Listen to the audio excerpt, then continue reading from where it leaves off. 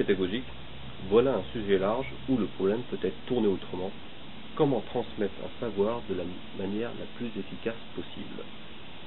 Le sujet étant vaste, il est impossible dans cette vidéo de traiter de toutes les techniques et apports de ces nouvelles technologies.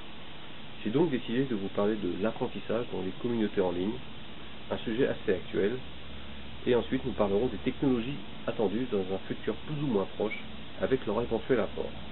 Nous verrons ensuite quelques exemples récents, notamment un exemple de Serious Game. Les communautés en ligne. Comment se transmettons le savoir dans les communautés en ligne?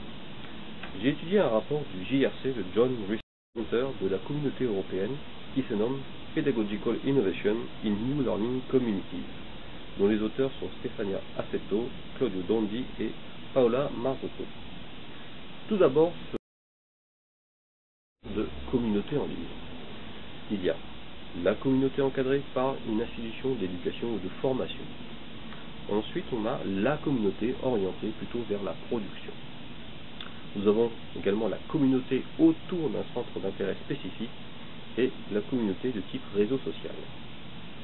Le fait de participer à une communauté rend les membres ouverts au changement, engagés, sous-entendu par le sentiment de progresser. Comment apprend-on dans ces communautés? Contrairement à une formation académique, on apprend de manière formelle et inattendue, autour d'un centre commun ou de sensibilité commune, et de manière collaborative autour d'un expert désigné comme tel par la communauté. En conclusion, ce rapport recommande fortement d'intégrer les communautés d'apprentissage aux dispositifs traditionnels. En effet, on y constate un accroissement de l'efficacité et le plaisir d'apprendre.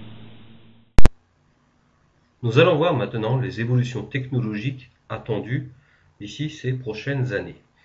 Nous voyons ici le cycle de Gartner qui date d'octobre 2006. Gartner est une société qui est le leader mondial sur l'information technologique et conseille près de 60 000 clients dans le monde, dont beaucoup d'industries. Ce cycle évalue la maturité d'environ 1800 technologies réparties dans 75 domaines. Dans le haut de cette courbe, nous avons les technologies actuelles ou en devenir dans les 2 à 5 ans.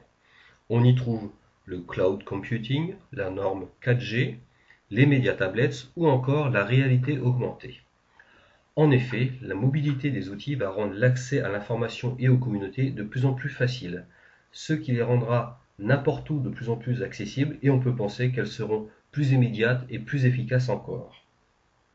Le futur, à plus de 10 ans, lui nous promet d'autres choses dont il est encore difficile de mesurer un impact comme la recherche vidéo, les véhicules et robots autonomes, les ondes terahertz ou encore des interfaces cerveau-ordinateur.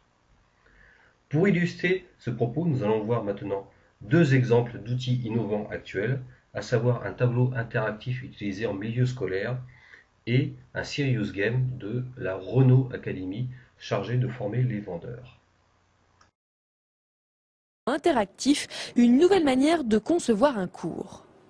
C'est novateur parce que maintenant l'élève ne va pas être assis à son bureau et à écouter le professeur, il va également participer.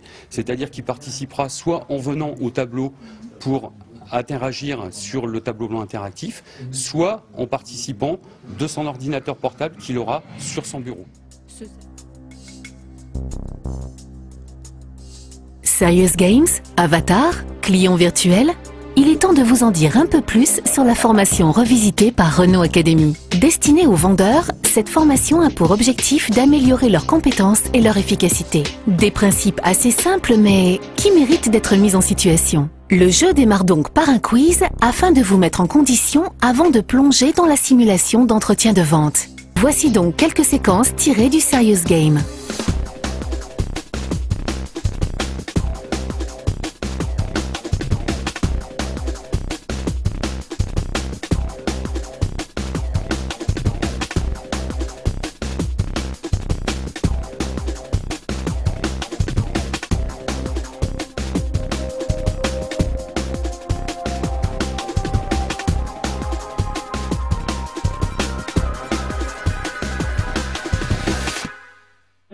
De conclusion, Les nouvelles technologies ne peuvent apporter que si les organisations actuelles s'ouvrent et se diversifient.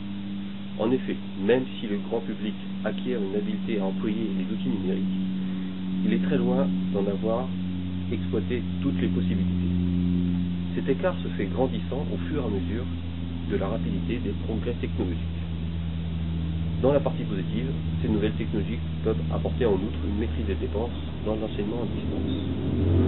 En conclusion, pour l'apprenant, il faut donc concevoir les organisations et les environnements les plus favorables à son apprentissage.